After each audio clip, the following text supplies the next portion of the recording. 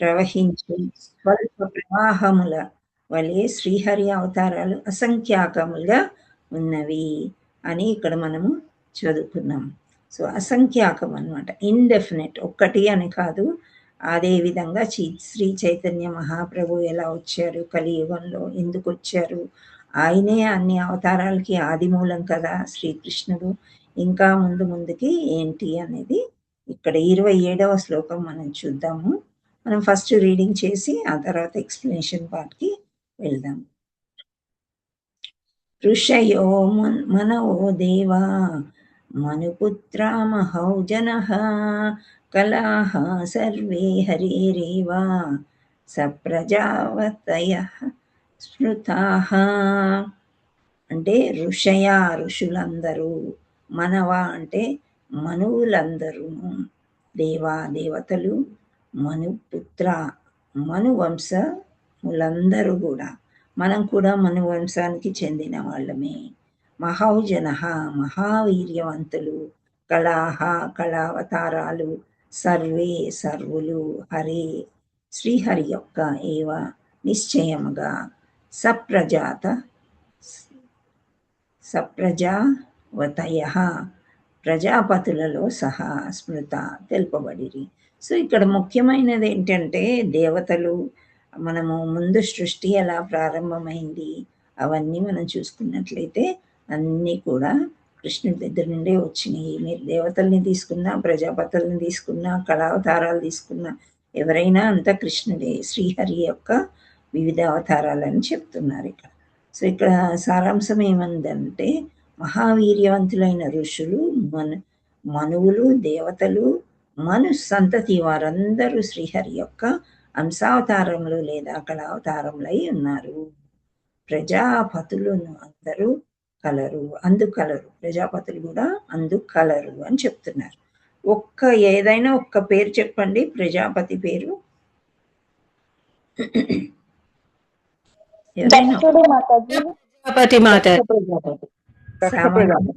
ప్రజాపతి తొందరగా మనకి గుర్తొస్తారు. Okay, so ఇది ఏంటంటే భాష్యంలో ఎక్కువ లేదు.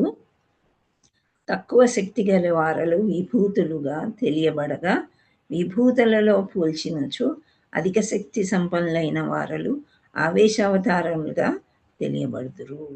సో ఇక్కడ మనం అవతారాలు, కళావతారాలు, ఆవేశావతారాలు, శక్తి అవతారాలు అని ముందుగా మనం చదువుకున్నాం. మీకు కొంచెం గుర్తు తెచ్చుకుంటే గుర్తొస్తుంది అనమాట. అంటే శక్తి అంతా భగవంతుడిది ఎవరికో ఇస్తారు. ఫర్ ఎగ్జాంపుల్ నారదుడు భగవంతుడి యొక్క శక్తిని అంతా తీసుకుని ఏం చేస్తూ ఉంటారు నారదుల వారు? ప్రచారం, అందరినీ భక్తులు చేస్తూ ఉంటారు, ప్రచారం చేస్తూ ఉంటారు. పైగా ఎటువంటి నీచ స్థితిలో ఉన్నవారినైనా హరిభక్తి చేయడం అయినా నేర్పిస్తూ ఉంటారనమాట. సో అలా శక్తి ఆవేశ అవతారాలు, కళావతారాలు, ఇలా రకరకాల అవతారాలు తీసుకుంటారు అని ఈ శ్లోకం మనకి చెప్తుందన్నమాట. సో ఇక్కడ హ్యాండ్ రైజెస్ చూద్దాము. సుభద్ర మాతాజీ, మీరు శ్లోకం చదవండి. హరే కృష్ణ మాతాజీ, దండవాద్ ప్రణామ్ మాతాజీ. ఋషాయో మనవో దేవా మనుపుత్ర మహౌజనః కలః సర్వే హరేరేవ సప్రజాపతయః స్మృతాః. హరే కృష్ణ. హరి బోల్. భవానీ మాతాజీ ప్రతిపదార్థం చదవండి. ఓకే. ఋషయః ఋషులందరును, మనవః మనువులందరును, దేవాః దేవతలు, మనుపుత్రాః మనువంశజులందరును, మహౌజనః మహావీర్యవంతులు, కళాః కళావతారములు, సర్వే సర్వులు, హరేః శ్రీహరి యొక్క ఏవ నిశ్చయముగా, సప్రజాపతయః ప్రజాపతులతో సహా స్మృతాః తెలుపబడిరి. వరలక్ష్మి మాతాజీ అనువాదం చదవండి. మాతాజీ ధన్యవాద ప్రణామ మాతాజీ. మహావీర్యవంతులైన ఋషులు, మనువులు, దేవతలు, మను సంతతి వారందరూ శ్రీహరి యొక్క హంసావతారములు లేదా కళావతారములై ఉన్నారు. ప్రజాపతులను అందుకలరు. అంతేనా మాతాజీ? చదవండి ఒక్క లైనే కదా. తక్కువ శక్తి కలవారులు విభూతులుగా తెలియబడగా విభూతులతో పోల్చినను అధిక శక్తి సంపన్నులైన వారులు ఆవేశ అవతారములుగా తెలియబడుదురు. హరి బోల్. థ్యాంక్ యూ మాతాజీ. హరే కృష్ణ మాతాజీ. ధను ప్రణామ మాతాజీ. థ్యాంక్ యూ మాతాజీ. సో 28 చదువుదాము.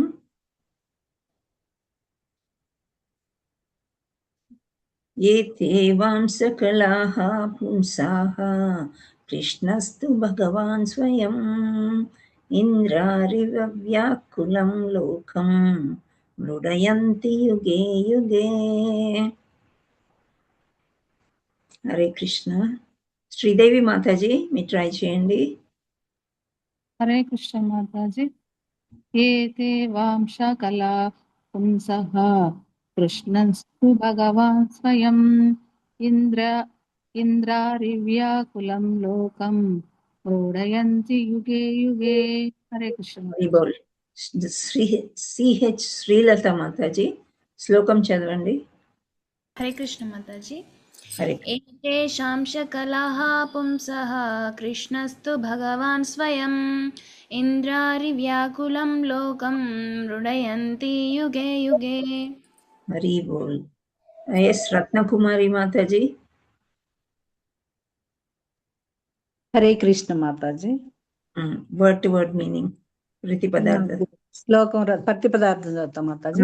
పదార్థమే. ఏతే ఇవన్నీయు, చ మరియు, అంశావతారాలు, కలహ కళావతారములు, పుంసః భగవానుని, కృష్ణ కృష్ణుడు, కాని భగవాను స్వయముగా భగవానుడు, ఇంద్రుని యొక్క శత్రువులచే వ్యాకులం కలత నొందిన, లోకం సమస్త లోకములను, మృడయంతి రక్షించును, యుగే యుగే ప్రతి యుగమునందు. హరే కృష్ణ మాతాజీ. హరి బోల్. అనురాధ మాతాజీ అనువాదం చదవండి. హరే కృష్ణ మాతాజీ. ఇంతవరకు పేర్కొనబడిన అవతారములన్నీయును భగవాని అంశావతారములు లేదా కళావతారములై ఉన్నవి. కానీ శ్రీకృష్ణుడు మాత్రము స్వయముగా భగవానుడై ఉన్నాడు. దానవులచే కలత సృష్టింపబడినప్పుడెల్లా అట్టి అవతారములు లోకములందు వ్యక్తమగుచుండును. భక్తులను రక్షించుటకే భగవానుడట్లు అవతరించుచుండును. హరి బోల్. హరే కృష్ణ. సూర్యకళ మాతాజీ మీరు చదవండి భాష్యము. హరే కృష్ణ మాతాజీ. దండవత్ ప్రణామం. ధన్యవాదాలు. ఈ శ్లోకమునందు దేవదేవుడైన శ్రీకృష్ణుడు ఇతర అవతారముల నుండి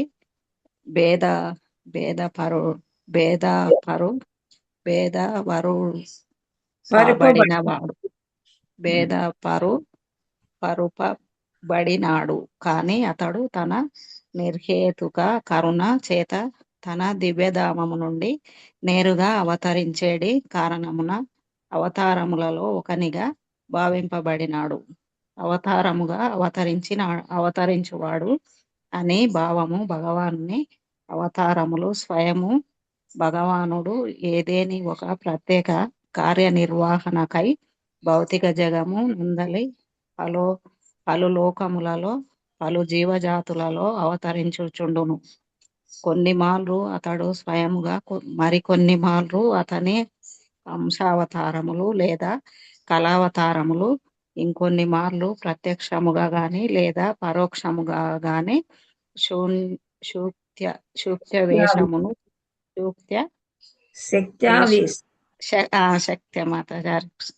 శక్త్యవేషమును పొందిన అతని విభిన్నాంశములు కొన్ని ప్రత్యేక కార్యముల కొరకై సౌందర్యము భౌతిక జగమునందు అవతరించుచుండును. శ్రీకృష్ణ భగవాన్. Thank you. హరే కృష్ణ. హరే కృష్ణ మాతాజీ. హరి బోల్. సిహెచ్ శ్రీలత చదివారు అనుకుంది ఇంతకుముందు. శారదా మాతాజీ హరే కృష్ణ మాతాజీ. కంటిన్యూ. శ్రీకృష్ణ భగవాన్ యందు వైభవము, శక్తి, యశస్సు, సౌందర్యము, జ్ఞానము, వైరాగ్యములన్నవి సమగ్రముగా నుండును. కానీ అట్టి దివ్య విభూతులు అతని అంశావతారములు లేదా కళావతారముల ద్వారా పాక్షికముగా ప్రదర్శింపబడినప్పుడు ప్రత్యేక ప్రయోజనార్థమై అతని వివిధ శక్తుల అట్టి వ్యక్తీకరణము అవసరమైనదని మనము గుర్తింపవలెను. గదిలో చిన్న విద్యుత్ దీపములు వెలుగుచున్నచో విద్యుత్ శక్తిని సరఫరా చేయు విద్యుత్ సాధువు శక్తి ఆ చిన్న దీపములకే పరిమితమైనట్లు కాదు. ఏలయన చిన్న విద్యుత్ దీపమునకు శక్తిని సరఫరా చేయు విద్యుత్ సౌధము అత్యధిక వోల్టులు శక్తి గల పెద్ద పెద్ద విద్యుత్ శక్తి జనక యంత్రములు పనిచేయుటకు కూడా శక్తిని సరఫరా చేయగల సామర్థ్యము కలిగి ఉండును. అదే విధముగా భగవాన్ అవతారములు కూడా సమయమునకు అవసరమైనంత శక్తిని ప్రదర్శితము గావించుచుండును. ఉదాహరణమునకు అవిధేయులైనటువంటి రాజవంశీయులను 21 మార్లు నశింపచేయుటనడి అసాధారణ విభూతిని పరశురాముడు గొప్ప శక్తివంతుడైన హిరణ్యకశిపుని దునుమాడుట వంటి విభూతిని నృసింహుడు ప్రదర్శించిరి. హిరణ్యకశిపుడు గొప్ప శక్తి సామర్థ్యములు కలిగినట్టి వాడు. అతడు ప్రతికూలముగా కనుబొమ్మలను ఎగరవేసినంతనే దేవతలు గడగడలాడేటివారు. భౌతికముగా ఉన్నత స్థితిలో ఉండేటి దేవతలు ఆయువు, సౌందర్యము, ఐశ్వర్యము, సంపత్తి యందు ఉన్నతులైన మానవుల కన్నను పలు రెట్లు ఉన్నతులైనట్టి వారు అయినను. థ్యాంక్ యూ మాతాజీ. దండవత్ ప్రణాం. దండవత్ ప్రణాం. ఉమా మాతాజీ. హరే కృష్ణ మాతాజీ. దండవత్ ప్రణాం. అయినను హిరణ్యకశిపుని గాంచి వారు మిక్కిలి భయమునకు గురి అయిరి. దీనిని బట్టి హిరణ్యకశిపుడు ఈ భౌతిక జగములో ఎంతటి బల సంపన్నుడై ఉండునో సులభముగా ఊహింపవచ్చును. కాని అటువంటి హిరణ్యకశిపుడు నరసింహస్వామి నఖములచే ముక్కలు ముక్కలుగా ఖండించబడెను. అనగా ఎంతటి భౌతిక శక్తి సంపన్నుడైనను భగవానుని సకశక్తి ఎదుట ఏమాత్రము నిలవలేడు. అదే నఖశక్తి, నఖ అంటే గోళ్ళు, నఖశక్తి ఎదుట ఏమాత్రము నిలవలేడు. అదే విధముగా తమ రాజ్యములందు శక్తిని గూడి నెలకొని ఉన్న అవిధేయ రాజులను సంహరింపజేయగల భగవానుని శక్తిని పరశురాముడు ప్రదర్శించెను. అలాగనే శక్త్యావేశమైన నారదుడు, ప్రధాన అంశమైన వరాహుడు, పరోక్ష శక్త్యావేశమైన బుద్ధుడు జనులయందు శ్రద్ధను కలుగజేసి ఉండిరి. శ్రీరాముడు మరియు ధన్వంతరి అవతారములు భగవానుని యశస్సును ప్రదర్శించగా, బలరాముడు, మోహిని మరియు వామనావతారములు భగవానుని యొక్క సౌందర్య ప్రదర్శనమును గావించి ఉండిరి. దత్తాత్రేయుడు, మత్స్యుడు, సనందాదులు, కపిలుడు భగవానుని యొక్క జ్ఞానమును ప్రదర్శించగా, నరనారాయణులు ఆ దేవదేవుని యొక్క వైరాగ్య ప్రదర్శనను గావించిరి. ఈ హరే కృష్ణ. లక్ష్మీ జగదీష్ మాతాజీ. హరే కృష్ణ మాతాజీ. దండవత్ ప్రణాం. ప్రణాం. ఎక్కడి నుంచి మాతాజీ? గోపికలు మత్స్యుడు అయిపోయింది. ఈ విధముగా వివిధ అవతారాలు. ఇదిగోండి ఇక్కడ ఆరో పెడుతున్నాను చూడండి. ఈ విధముగా వివిధ అవతారములు ప్రత్యక్షముగాను లేక పరోక్షముగాను దివ్య విభూతులను కొద్దిగా ప్రదర్శించి ఉన్నవి. కానీ ఆది పురుషుడైన శ్రీకృష్ణుడు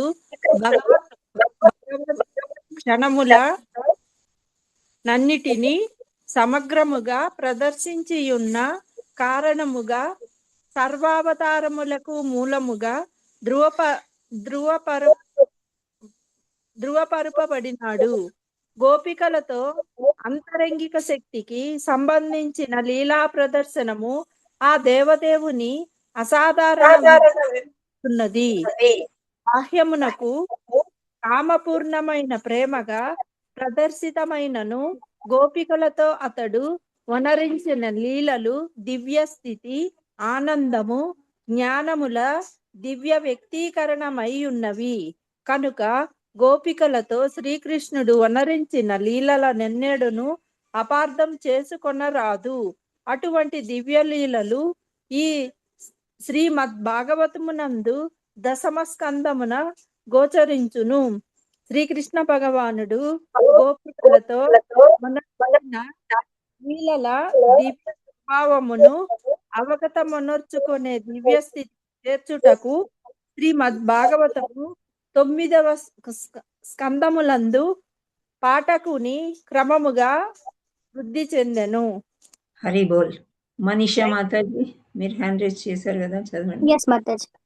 ప్రామాణికములను ఆధారము చేసుకొని పలికిన శ్రీల జీవ గోస్వామి వారి వ్యాఖ్యానము ప్రకారము శ్రీకృష్ణ భగవానుడే సర్వావతారములకు మూలమై ఉన్నాడు. అనగా శ్రీకృష్ణునకు వేరొక మూలము అనున్నది లేదు. పరతత్వము యొక్క లక్షణములున్నయను శ్రీకృష్ణుని యందు సమగ్రముగా నున్నవి. అంతేగాక తనకు పరమైనది లేదా సమానమైనది అయిన సత్యము వేరొకటి లేదని అతడు గీత యందు ధృవపరిచి ఉన్నాడు. శ్రీకృష్ణును తనకు తాను తప్ప వేరొక మూలమేదియును లేదని నిర్ధారించుటకే స్వయం అనేడి పదము ప్రత్యేకముగా ఈ శ్లోకమునందు వాడబడినది. ఇతర చోట్ల కొన్ని మార్లు అవతారములు వాటి యొక్క ప్రత్యేక కార్యములను అనుసరించి భగవానుని వర్ణింపబడినను దేవదేవునిగా మాత్రము ఎచ్చటను ప్రకటింపబడలేదు. కనుక ఈ శ్లోకమునందలి స్వయం అను పదము దివ్య పరమార్థముగా శ్రీకృష్ణుని ప్రాధాన్యమును తెలుపుచున్నది. మాతాజీ కంటిన్యూ చేయమంటారా? కంటిన్యూ చేయండి. ఓకే మాతాజీ. దివ్య పరమార్థమైన శ్రీకృష్ణుడు అద్వితీయుడు. అతడే స్వయముగా పలు భాగములు అంశములు కణములుగా స్వయం రూప స్వయం ప్రకాశ తదేకాత్మ ప్రభావ వైభవ విలాస అవతార ఆవేశ మరియు జీవ రూపములలో విస్తరించి ఉన్నాడు. ఈ రూపములన్నీ తమకు తగినటువంటి అసంఖ్యా శక్తులకు కలిగి ఉండును. ఆధ్యాత్మిక విషయములందు నిష్ఠుతులైన పండితులు శ్రీకృష్ణుడు 64 కళలు కలిగిన పూర్ణ పురుషోత్తముడని విశేషణాత్మకముగా ధృవీపరిచి ఉన్నారు. భగవానుని ఇతర అవతారములు లేదా అంశాలు ఈ కళలో కొంత శాతమే కలిగి ఉందురు. కానీ శ్రీకృష్ణుడు మాత్రము ఆ 64 అన్నిటినీ సమగ్రముగా కలిగి ఉన్నాడు. అతని యొక్క స్వీయ విస్తారములైన స్వయం ప్రకాశ మరియు తదేకాత్మ రూపములు మొదలుగా విష్ణుతత్వములైన అవతారముల వరకు ఆ కళలో 93% కలిగి ఉండును. అవతారము గాని శక్త్యావేశము గాని ఈ రెండిటి నడుమ స్థితికి గాని చెందినటువంటి పరమ శివుడు ఆ కళలో 84% కలిగి ఉండును. ఇక వివిధ స్థితిగతులకు చెందిన జీవులు ఎక్కువలో ఎక్కువ ఆ కళలో 78% కలిగి ఉండగలరు. భౌతిక జీవ బద్ధ స్థితిలో ఉన్నప్పుడు జీవుడు అట్టి దివ్య కళలో అతి కొద్ది శాతమే కలిగి ఉండగలడు. అది అతని జీవన పవిత్రతను బట్టి వివిధ స్థాయిలో నుండును. ఒక విశ్వపు పరమ ఫలానాధికారి అయిన బ్రహ్మదేవుడు జీవులలో పూర్ణుడైనట్టి వంటివాడు. అట్టి బ్రహ్మదేవుడే 78% సంపూర్ణముగా కలిగి ఉండును. ఇతర దేవతలు అవే కళలను తక్కువ శాతము కలిగి ఉండగా మానవులు వాటిని అతి స్వల్పముగా కలిగి ఉండును. ఆ విధముగా కళలను 78% వరకు పూర్ణముగా వృద్ధి చేసుకొనుటయే మానవ జన్మ యొక్క పూర్ణత్వమై ఉన్నది. అనగా మానవులెన్నుడు శ్రీకృష్ణుడు విష్ణువు పరమశివులు కళలతో సమానముగా కళను కలిగి ఉండజాలరు. జీవుడు దివ్య కళను పూర్ణముగా 78% వరకు వృద్ధిపరుచుకొని దేవతత్వమును పొందవచ్చును. కానీ శివుడు విష్ణువు లేదా దేవదేవుడైన శ్రీకృష్ణుడు మాత్రం కాజాలడు. కేవలము కాలములో అతడు బ్రహ్మదేవునిగా మాత్రమే కాగలడు. ఆధ్యాత్మిక ఆకాశమున వివిధ లోకములందు వసించు దేవతత్వము కలిగిన జీవులందరూ భగవానుని నిత్య సహచరులు వంటి వారు. హరిధామము మహేషధామము వంటి పలు ఆధ్యాత్మిక లోకములలో వారు భగవానుని సహచర్యము నొసుగుదురు. అటువంటి ఆధ్యాత్మిక లోకములన్నిటికన్నను ఉన్నతమైనటువంటి శ్రీకృష్ణ ధామము కృష్ణలోకము లేదా గోలోక బృందావనముగా తెలియబడుచున్నది. పైన తెలిపిన దివ్య కళల్లో 78% పూర్ణముగా పొందగలిగిన పూర్ణుడైన జీవుడు భౌతిక దేహ త్యాగానంతరము ఈ కృష్ణలోకములో నిశ్చయముగా ప్రవేశింపగలడు. హరే కృష్ణ. థ్యాంక్ యూ మాతాజీ. Thank you so much. Hare Krishna. So చాలా పెద్దగా ఉంది భాష్యము. ఇదంతా ఏమీ లేదు, సమ్మరీ. మనం కృష్ణ కథలు చదువుకున్నాం, మీకు గుర్తున్నాయా? ఎవరి దగ్గరైనా పుస్తకం ఉంటే జస్ట్ ఇండెక్స్లో టైటిల్స్ ఉంటాయి, అవి దగ్గర పెట్టుకోండి, నేను అడిగినప్పుడు చెప్పండి. ఓకే.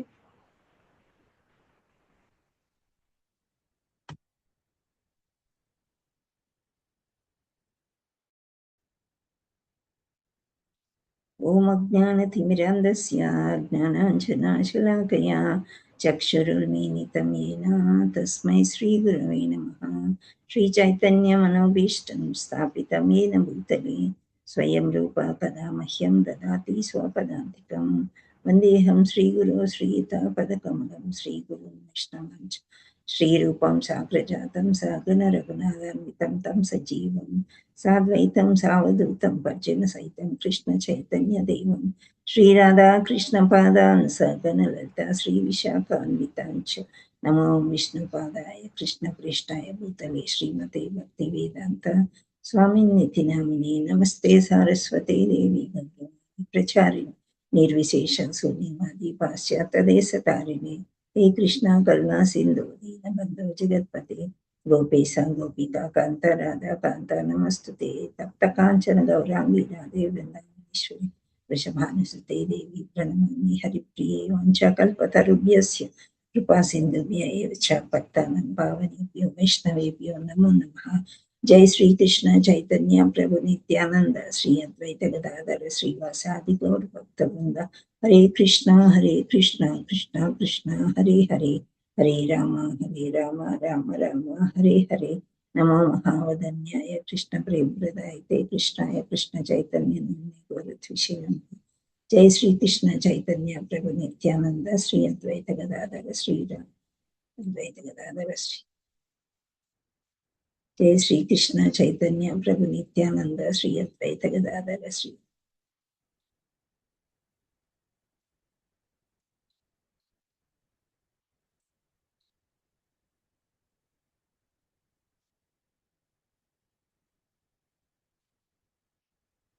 నమో విష్ణుపాదాయ కృష్ణ ప్రేష్టాయ భూతలే శ్రీమతే జయపతక స్వామి ఇతి నామినే నమాచార్య పదాయిని తయ కృపా ప్రదాయిని గౌరకత దామదయ నగర గ్రామతారిణే. నమో విష్ణుపాదాయ కృష్ణ ప్రేష్టాయ భూతలే శ్రీమతే భక్తి వేదాంత స్వామి నిత్య నమస్తే సారస్వతే దేవి గౌరవాణి ప్రచారిణి నిర్విశేష శూన్యవాది పాశ్చాత్య దేశ తారిణి.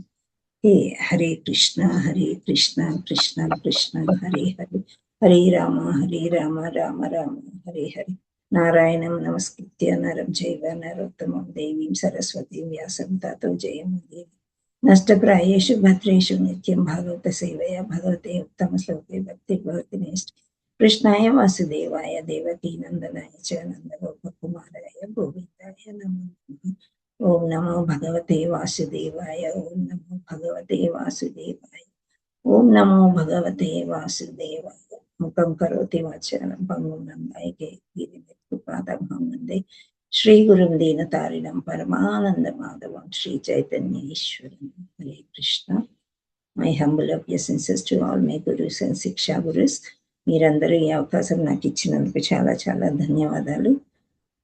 శ్రీ శ్రీ శ్రీ రాధా మదన్ మోహన్ की जय, जगन्नाथ बलदेव सुभद्रा माई की जय, चैतन्य निताय गौर प्रेमानंदे हरि हरि बोल. సో మనము 27వ శ్లోకంలో ఏం చెప్పుకుంటున్నామంటే, ఋషయో మనవో దేవా మనుపుత్ర మహాజనాః కలాః సర్వే హరిరేవా సప్రజాపతయః స్మృతా.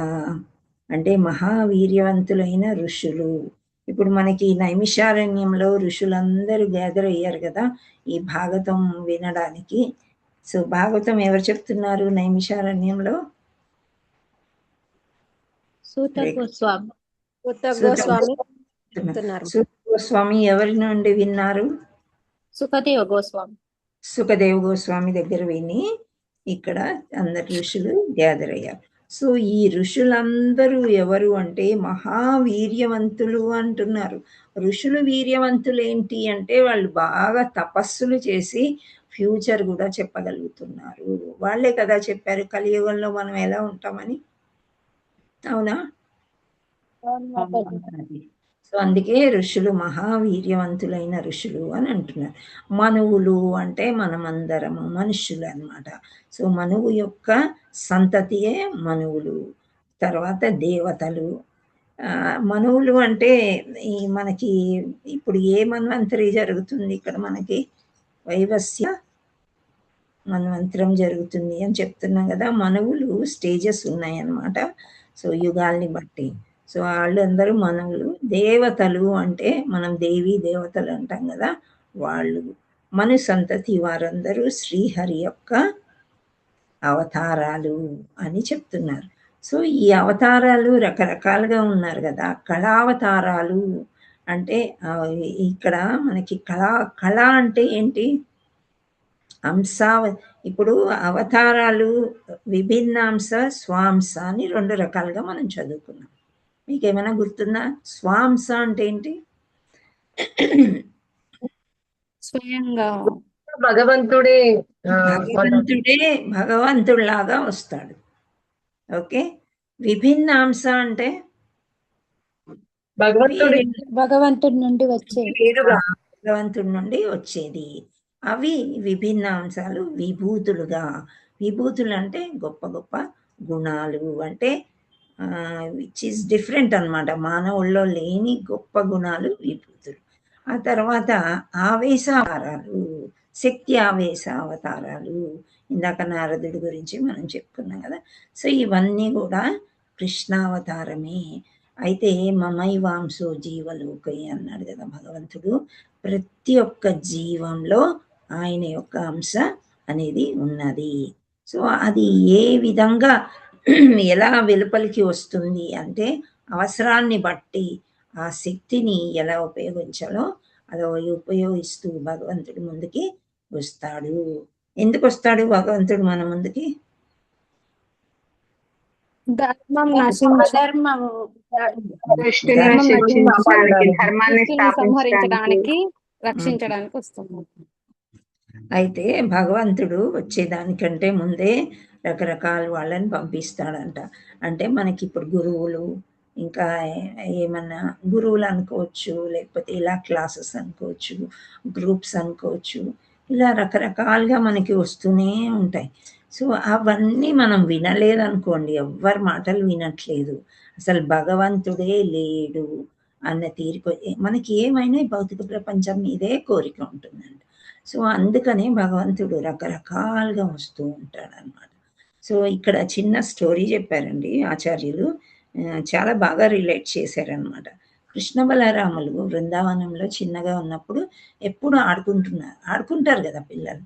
సో కానీ ఒక లంచ్ టైము, బ్రేక్ఫాస్ట్ టైము, అలాంటి భోజన వేళల్లో తల్లికి బాగా గుర్తొచ్చి ఇంకా ఆట చాలు వచ్చి భోజనం చెయ్యండి అని గుర్తు చేస్తూ ఉంటారు తల్లులు సామాన్యంగా. సో ఇక్కడ యూత్ మనం మంచి అంటే ఎలా ఉంటుందంటే ఒక కాలేజ్ స్టడీస్లో ఉన్నప్పుడు టీవీ చూడడము, ఫోన్ చూడడము చేస్తూ ఉన్నాం. అప్పుడు అమ్మ వచ్చి చాలు ఇంకా రాత్రి అయింది, పడుకొని తెల్లవారే లేవాలి అని చెప్పారనుకోండి, ఈ వినాలంటే ఇష్టం ఉండదు. మాకు కొంచెం ఎనర్జీ ఉంది, లేట్ పడుకున్నా కానీ మేము లేవగలమా.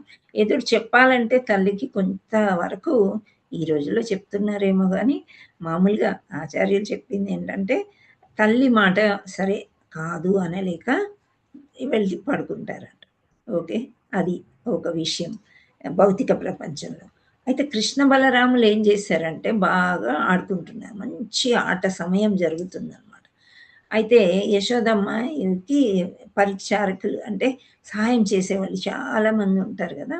సో ఆడుకున్న తర్వాత వచ్చి స్నానాదులు ముగించుకొని వాళ్ళకి పాలు ఇవ్వడము, భోజనం పెట్టడము చేస్తారు చిన్నపిల్లలకి. సో వాళ్ళందరినీ పంపించారంట ఆవిడ. పంపిస్తే అసలు వాళ్ళని పట్టించుకోవట్లేదంట కృష్ణ కానీ బలరాములు కానీ. ఆ మాట వినట్లేదు. ఇంకా వాళ్ళు పిలిచి వేసారి వాళ్ళ ఇళ్ళకి వెళ్ళిపోతారు గోపికలు, అంటే రిటర్న్ యశోదమ్మ దగ్గరికి. అప్పుడు వీళ్ళు మాట వినట్లేదని రోహిణి మాతను పంపిస్తే మాట వింటారేమో అని రోహిణి మాతని మీరు మైండ్లో పెట్టుకొని ఎవరెవరిని పంపిస్తున్నారు, ఎందుకు పంపిస్తున్నారు అని. Okay, how it is related to Krishna Avatar అది రిలేట్ చేశారు ఆచార్యులు, చాలా బాగా రిలేట్ చేశారు. సో రోహిణి మాతను పంపిస్తారు. రోహిణి మాతను పంపిస్తే రోహిణి మాతను చూడగానే బలరాముడు తల్లి కదా, కొంచెం ఆమె ప్రేమగా ఉంటుంది కృష్ణుడితోని, బలరాముడితోని కొంత స్ట్రిక్ట్‌గా ఉంటుందన్నమాట. సో, ఇంకా రోహిణి మాత వస్తే ఇంకా వల్ల కాదు ఆట ఆపాల్సిందే అని చెప్పి బలరాముడు కదులుతాడంట. సరే కృష్ణ పద పద ఆపేసి మనం వెళ్ళిపోదామని చెప్పి. రోహిణి మాత చూస్తూ ఉందంట. ఎట్లాగో బలరాముడు తిరుగుతున్నాడు వెనక్కి వచ్చేయడానికి రెడీ అయ్యాడు. కృష్ణని తీసుకొస్తాడు కదా అని చెప్పేసి ఆవిడ ఏం చేస్తుందంటే వెళ్ళిపోతుందంట. వస్తారు కదా అనుకుంటాం కదా మనం ఇప్పుడు మామూలుగా మనం అందరం జట్టులాగా వెళ్ళాం కృష్ణ కాన్షియస్ అదే ఫంక్షన్కి మనం హ్యాబిట్స్ టెంపుల్లో ఇంకెక్కడ మన ఫ్రెండ్స్ అందరూ వస్తున్నారు కదా అని కొంచెం ముందు మనం నడిచాము. ఒక్కోసారి వాళ్ళు మిస్ అయిపోతారు, రారు కదా. ఒక అరగంట అయిపోద్ది, 30 గంట కూడా అయిపోతుంది. సో ఏమైంది, సో రోహిణి మాత వస్తుంది. డైనింగ్ టేబుల్ దగ్గర నంద మహారాజు ఎదురు చూస్తూ ఉన్నాడు, పిల్లలు వచ్చాక అందరం కలిసి తిందాం కదా అని. సో రోహిణి మాత వచ్చేస్తుంది, ఇంకా రాదు. అయితే ఇక్కడేం జరిగింది అని అంటే ఆ గోపబాలకులు ఉంటారు కదా పిల్లలందరూ, ఇప్పుడు లాస్ట్లో మీరు ఓడిపోయారని మీరు వెళ్ళిపోతున్నారని కవిస్తారంట. అయితే కృష్ణుడు అంటాడు, అన్న మనం ఈ లాస్ట్ గేమ్ కదా, ఇదొక్కటి మనం ఆడేసి వెళ్దాం. ఎట్లాగో మాతాజీ వెళ్ళిపోయింది కదా, రోహిణి మాత వెళ్ళిపోయింది కాబట్టి మనకి ఇప్పుడు అడ్డగించే వాళ్ళు ఎవరు లేరు, ఆడదామని అంట. సో ఇది ఎట్లా అంటే ఈ భౌతిక ప్రపంచంలో కోరికలు అలా ఉంటాయి, మాయ కమ్మేస్తుంది అనమాట. కాసేపు ఈ జన్మ అయిపోని, ఈ జన్మ అయిపోని, ఈ జన్మ అయిపోని, కానీ మనం ఇంకా వెళ్దాము అని అనుకోవడానికి మనకి అనిపించదు అనమాట. సో అది అలా ఉంటుందంట మనకి. అండ్ ఫైనలీ ఏమవుతుంది, అక్కడ భోజనాల వేళ అయిపోయింది, గోపిక వీళ్ళని పంపిస్తే కూడా రాలేదు, రోహిణి మాతను పంపిస్తే కూడా రాలేదు. ఇంకా అప్పుడే యశోదమాత తయారవుతుంది, లేదు నేను వెళ్తే కానీ పిల్లల ఆటలోంచి రారు అని చెప్పేసి. అదే విధంగా కృష్ణుడు కూడా నేను వెళితే కానీ నా పిల్లలు నా ఇంటికి రారు అని అనుకుని రకరకాల అవతారాల్లో వచ్చి మన్ని లాలిస్తూ బుజ్జగిస్తూ ఇంకా కొన్ని కష్టాలు పెడుతూ ఆయన వైపుకు ఎలా మళ్ళించుకోవాలి అనేది ట్రై చేస్తారండి. ఇప్పుడు యశోదామాత వెళ్ళిందంటే ఇంకా ఆమె సంగతి మనకు తెలిసింది కదా, అది ఏంటి విశ్వాన్నే రోటికేసి కట్టేసింది. సో అలా ఆమె ప్రేమతో ఆ విధంగా ఉంటుందన్నమాట. ఇంకా ఆమె లేదు, నువ్వు చాలా అలసిపోయావు కృష్ణ, నువ్వు స్తన్యం ఇస్తాను రా, ఇంకా కాస్త సేద తీర్చుకో అని చెప్పేసి పిలవడానికని ఆమె బయలుదేరుతుంది. అదేవిధంగా రుక్మిణి యశోదామాత ప్లేస్లో కృష్ణుణ్ణి పెట్టుకొని ఇక్కడ సర్వధర్మ పరిత్యజ్య మామేకం శరణం వ్రజ అహం త్వాం సర్వ పాపేభ్యో మోక్షస్యామి మా శుచః అని భగవంతుడు ఏ విధంగా అన్నాడో భగవద్గీతలో లాస్ట్ అధ్యాయంలో, ఇక్కడ యశోదామాత అంటదంట ఏమని, సర్వధర్మ పరిత్యజ్య మాం అంటే నేనే అన్నీ నీకు ఇప్పుడు ప్రస్తుతానికి, you have to surrender to me అని కృష్ణని గట్టిగా మందలిస్తుందంట. సో ఆ విధంగా కృష్ణుడు ఏ రకాల అవతారాలు తీసుకున్నా, ఎలా తీసుకున్నారా మనకి అవన్నీ కూడా ఆవేశ అవతారాలుగా విభూతులుగా తెలియజేసి అవన్నీ అలా పోల్చుకుని భగవంతుడు ఫైనలీ ఏంటి అంటే ఈ భౌతిక ప్రపంచంలో ఎన్ని లక్షల జీవరాశుల్లో యోనిల్లో మనం తిరిగి ఉన్నామంటే 84 లక్షల జీవరాశులు. ఇన్న జీవరాశుల్లో తిరిగినా సరే, ఎన్నిసార్లు తిరిగినా మళ్ళీ భౌతిక ప్రపంచం మీద మక్కువ అనేది పోవట్లేదు. ఎలా అయితే ఆట స్థలంలోంచి కృష్ణ బలరాములు, గోపికలు, గోపీస్ వీళ్ళందరూ నిమగ్నమైపోయి ఉన్నారో మనం కూడా దీంట్లో అంతా కూరుకుని పోయాము అని చెప్పారనమాట. సో అందుచేత భగవంతుడు ఎన్ని రకాల అవతారాలు వేసుకుని వస్తూనే ఉన్నాడు. ఇప్పటికీ కూడా మనకి ఎన్నో సందర్భాల్లో మనము డిస్కస్ కూడా చేశాం కదా, నాకు ఈ మంచి జరిగింది భగవంతుడే చేశాడు అని మనం ఎన్నోసార్లు కొన్ని ఉదాహరణలు కూడా మనము అనుకున్నాం. సో ఇక్కడ ఇంతవరకు పేర్కొన్న అవతారాలన్నీ భగవానుని అంశావతారాలు లేదా కళావతారాలై ఉన్నవి. కానీ శ్రీకృష్ణుడు మాత్రం స్వయంగా భగవానుడై ఉన్నాడు. దానవలసే కలత సృష్టించబడినప్పుడెల్లా అట్టి అవతారాలు లోకమందు వ్యక్తమగుచుండును. భక్తులను రక్షించుటకే భగవానుడు అట్లు అవతరించుచుండును. సో భక్తి ఏ విధంగా చెయ్యాలి అనేది మనకి ఎన్నో రకాలుగా ఋషులు చెప్పి ఉన్నారు. సో ఆ భక్తుల కోసము భగవంతుడు ఏ విధంగానైనా పరిగెత్తుకుంటూ వచ్చేస్తూ ఉంటాడనమాట. సో అది ఆ భాష్యంలో శ్రీల ప్రభుపాదుల వారు ఏం చెప్పారు మనము చూద్దాం. ఇది 28వ శ్లోకము. దీంట్లో మనకి అవతారాలన్నీ భగవానుని అంశావతారాలు లేదా కళావతారాలు అయి ఉన్నవి అని చెప్తున్నారు. ఈ కళావతారాలు అంటే ఏంటి అంటే భగవంతుడు యొక్క చేతిని రకరకాలుగా ఉపయోగించగలుగుతాడు. అదే చేతితోని అంటే ఏమంటారు, హస్తాలు కమలాలతో పోలుస్తాడు కదా. సో అలాంటి కమల హస్తాలు, నఖం అంటే గోళ్ళు, ఆ కమల హస్తాలు ఇలాంటి పొడవైన గోళ్లతోని హిరణ్యకశిపుని ఎలా చీరుస్తారో అవే కమలాల లాంటి హస్తాలతోని ఫ్లూట్ వాయించడం అంటే వేణు ఊదడం కూడా భగవంతుడు చేశాడు. అది కాకుండా రాసలీల అని ఉంది కదా, ఆ రాసలీల కూడా ఎంత చక్కని నృత్యం చేయటం అనేది అది ఒక కళ అని ఇక్కడ వివరించబడింది అనమాట. సో దేవదేవుడు శ్రీకృష్ణుడు ఇతర అవతారాల నుండి భేదపరచినబడేవాడు. అంటే ఈ అన్ని అవతారాల్లో కూడా భేదము అనేది మనకి కనిపిస్తుంది, కానీ అది ఎటువంటిది అంటే ఏ రకంగా ఎలా ఉపయోగించాలో అలా ఉపయోగిస్తాడు ఆయన. నిర్హేతుక కరుణ వల్ల, నిర్హేతుక ఇంతకుముందు కూడా మనం చెప్పుకున్నాం, అంటే ఇండెఫినెట్ అనమాట. ఇంకా దానికి ఒక లిమిట్ అనేది లేదు, లిమిట్లెస్. నిర్హేతుక భక్తి అంటే మనం ఏమి ఎక్స్పెక్ట్ భక్తి చేయటం అనమాట. ఏదైనా సేవ ఏదైనా చేయాలి అని అంటే రిటర్న్ ఏమి ఎక్స్పెక్ట్ చేయము. ఎక్కడికైనా వెళ్తున్నామంటే రిటర్న్ గిఫ్ట్స్ ఎక్స్పెక్ట్ చేస్తామా మనం? హరే కృష్ణ. చేస్తాం కదా. ఒకవేళ వాళ్ళు రిటర్న్ గిఫ్ట్ ఇవ్వలేదనుకోండి, గునుక్కుంటూ వస్తాం. అది అలవాటైంది. ఎందుకు అలవాటైంది? కృష్ణ కథల్లో మనం చూసుకున్నాం కదా, వాళ్ళు బృందావనంకి వెళ్ళినప్పుడు ఎన్ని రిటర్న్ గిఫ్ట్స్ తీసుకొస్తాడు కృష్ణుడు, ఒక్కొక్కరికి ఏమేమి ఇవ్వాలి అని చెప్పేసి. సో అది ఎప్పుడూ అనాదిగా ఉంది. ఒక గిఫ్ట్ ఇవ్వడం అంటే ఏంటి అర్థము మనని గుర్తుంచుకోవాలి. వాళ్ళకు కూడా మన దగ్గరికి వచ్చినట్లు ఆ యొక్క సందర్భం గుర్తు రావడానికి గిఫ్ట్లు అనేది ఇచ్చుకుంటారు. భోజనం అంటే ఏముంది, భోజనం ఆ రోజు తినేస్తాము, అయిపోతుంది. కానీ ఒక్కొక్కసారి ఆ భోజన ప్రియులకి ఆ భోజనం కూడా ఎంతో ప్రియం అన్నమాట. అలా సో కృష్ణుడు నిర్హేతుక కరుణ. సో ఆ చేత తన దివ్య ధామము నుండి నేరుగా అవతరించడి కారణంగా అవతారాల్లో ఒకనిగా భావించేది వాడు. సో అవతారమనగా అవతరించువాడు అని భావము. భగవానుని అవతారాలు స్వయం భగవానుడు ఇదేని ఒక ప్రత్యేక కార్యనిర్వహణకై భౌతిక జగమునందలి పలు లోకములలో పలు జీవ జాతులలో అవతరించుచుండును. సో ఏ లోకంలోకైనా భగవంతుడు రావచ్చు, అండ్ ఏ జీవిలోకైనా ఎంటర్ అవ్వచ్చు. అలా మానవుల్లాగా కాకుండా రకరకాల జంతువుల్లాగా కూడా భగవంతుడు వచ్చాడని మనం ఇంతకుముందు చదువుకున్నాం కదా.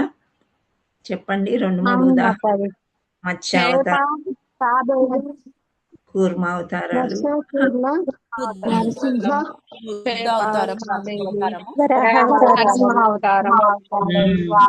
సింహావతారం కూడా చాలా గ్రేట్. అసలు అలాంటి వ్యక్తిని మనం ఎక్కడైనా చూస్తామా? సగము జంతువు సగం మానవుడు. సో ఇవన్నీ కూడా భగవంతుడికి ఒక్కడికే సాధ్యము, వేరే ఎవరు కూడా చేయలేని పని. సో అందుచేత కొన్ని మార్లు స్వయంగా, మరికొన్ని మార్లు అంశావతారాలుగా, కళావతారాలుగా, ఇంకొన్ని మార్లు ప్రత్యక్షంగా కానీ పరోక్షంగా కానీ శక్త్యావేశం పొందిన అతని విభిన్న అంశాలు ప్రత్యేక కార్యక్రమాల కోసం వస్తూ ఉంటాడంట భగవంతుడు. సో భగవంతుడే శ్రీకృష్ణ భగవానుడి యొక్క షడైశ్వర్యాలు ఉన్నాయి. ఈ షడైశ్వర్యాల వల్ల ఆయనకి అన్ని చేయగలుగుతాడు, అందరూ చేయలేరు. మనం అనుకోవచ్చు ఏముంది, మనకు కూడా శక్తి చాలా ఉంది, ఈజీగా ఫైట్ చేయగలుగుతాము అని. చేయలేము కదా. అయితే ఇక్కడ ఉదాహరణ శ్రీల ప్రభుపాదుల వారు ఏమి ఇచ్చారంటే, హిరణ్యకశిపుడు చాలా బలవంతుడు అంట. ఎంత బలవంతుడు అంటే కనుబొమ్మలు ఉంటాయి కదా, ఐబ్రోస్ ఇట్లా ఇట్లా ఇట్లా అన్నాడంటే దేవతలు కూడా గజ గజ గజ వణికిపోయేవాళ్ళంట. సో అంత భయపెట్టేశాడు అనమాట ముల్లోకాల్ని. అంత శక్తి ఆయనకి. అంత శక్తివంతుణ్ణి ఏ దేవతలు కానీ, ఇక్కడ ఎన్నో మనకి ఇచ్చారు కదా, శక్తి ఆవేశ అవతార్ నారదుడు కానీ, నారదుడు కూడా ఏదైనా ఒక మంత్రం చెప్తే మాయం చేయొచ్చు, ఎవరు చేయలేకపోయారు. అందుచేత హిరణ్యకశిపుల్లాగా భగవంతుడు వచ్చాడు అనమాట.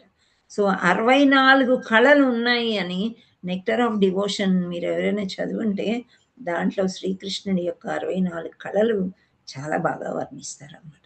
సో శ్రీకృష్ణుడు 64 కళలు, అందుచేత పూర్ణ పురుషోత్తముడు అని అన్నారు.